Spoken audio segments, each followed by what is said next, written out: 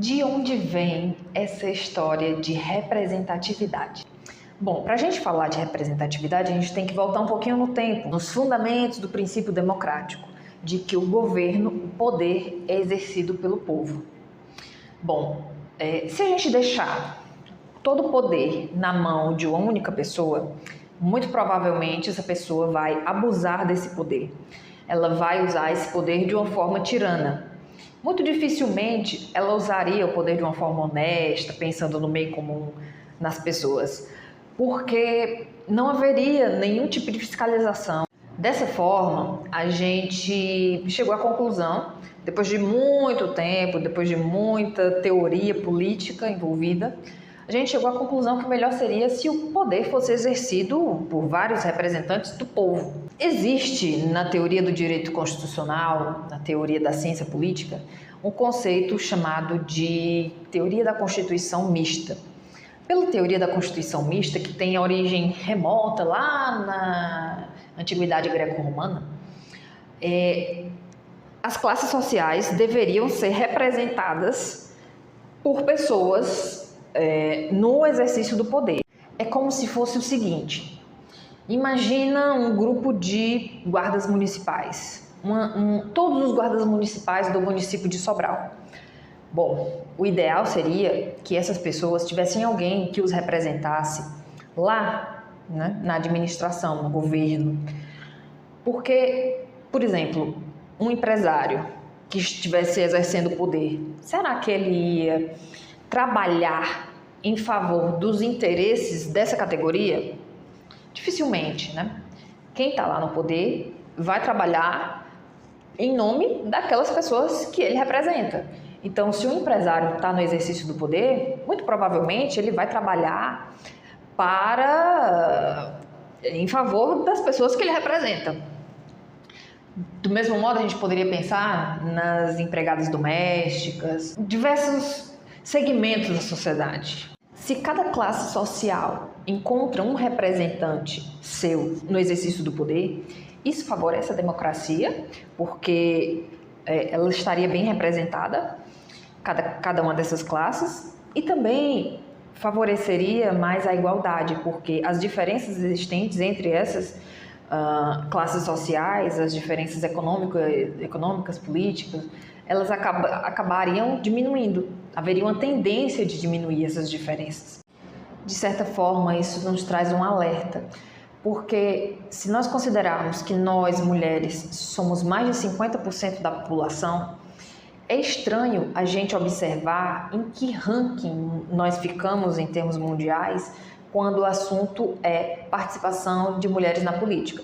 De 193 países, a gente ocupa a 143ª posição. No Senado Federal, das 80 vagas existentes, apenas 15 são ocupadas por mulheres. Das 184 cidades cearenses, apenas 31 têm uma mulher no comando, o que representa cerca de 17%. Uma pesquisa divulgada pelo Observatório da Mulher contra a Violência revela que mais de 30% das candidatas dos mais diversos cargos políticos já foram discriminadas no ambiente político em razão do seu gênero. No levantamento feito pelo Observatório da Mulher contra a Violência, foi apurado que existem motivos que justificam a baixa representatividade feminina na política. Um deles são as obrigações domésticas, que as mulheres assumem muito mais do que os homens.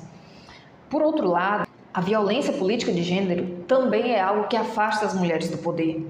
Violência política de gênero pode ser conceituada como qualquer ação ou omissão provocada diretamente ou por terceiros que tenha por objetivo causar um intenso sofrimento às mulheres e com a finalidade de prejudicar o exercício dos seus direitos políticos. Essas violências podem acontecer das mais diversas formas, por exemplo, violência moral, na forma de calúnia, difamação, injúria, violência psicológica na forma de chantagens emocionais, violência simbólica, por exemplo, quando uma mulher é silenciada, quando ela é interrompida na sua fala, quando ela é questionada sobre assuntos da sua vida privada, quando um candidato diz para uma candidata que ela não é uma boa opção porque ela não é uma mulher casada.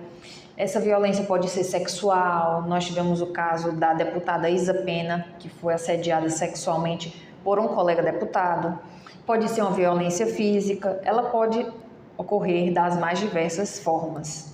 Nas eleições de 2022, a então deputada Larissa Gaspar, candidata a deputada estadual Larissa Gaspar, afirmou ter sido hostilizada em praça pública por um homem que teria tomado seu material de campanha e teria amassado seus papéis e hostilizado a candidata em via pública. A vice-governadora do estado do Ceará, Jade Romero, foi chamada de menino de recado por vereadores cearenses. No começo do governo Lula, o então senador eleito Camilo Santana foi convidado para assumir o Ministério da Educação. Quem assumiu a sua vaga foi Janaína Farias, senadora pelo PT. Ciro Gomes, questionando a capacidade intelectual, técnica da senadora, afirmou que ela seria especialista em assuntos de cama. Nas eleições municipais desse ano, já 2 candidatas aqui no estado do Ceará foram ameaçadas. A candidata pelo PSDB, Emília Pessoa, e a candidata Isolda Sela. Essas violências, elas têm uma finalidade: alterar o resultado das eleições, impor medo a essas mulheres para que elas se afastem do pleito eleitoral, para que elas acabem desistindo de concorrer às eleições. É claro que nós, mulheres, enquanto cidadãs, tanto quanto os homens, temos o direito de ter as nossas representantes ocupando os cargos políticos, exercendo os poderes da República. Nós temos que ter representantes que, de fato, nos representem os nossos interesses. É uma questão de democracia que as mulheres tenham representatividade tanto quanto os homens.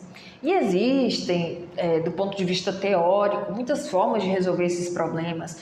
Iniciativas dos órgãos públicos, como o Ministério Público, polícias, órgãos de fiscalização e controle, Poder Judiciário, os próprios partidos políticos podem adotar diretrizes, adotar normativas no sentido de incentivar candidaturas femininas, mas sou eu e você, no nosso dia a dia, na prática, que podemos iniciar uma pequena revolução, iniciar pequenas mudanças.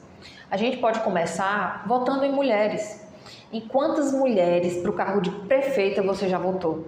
Em quantas mulheres para o cargo de vereadora você já votou? Apoie uma mulher candidata, apoie as mulheres na política, vote em uma mulher.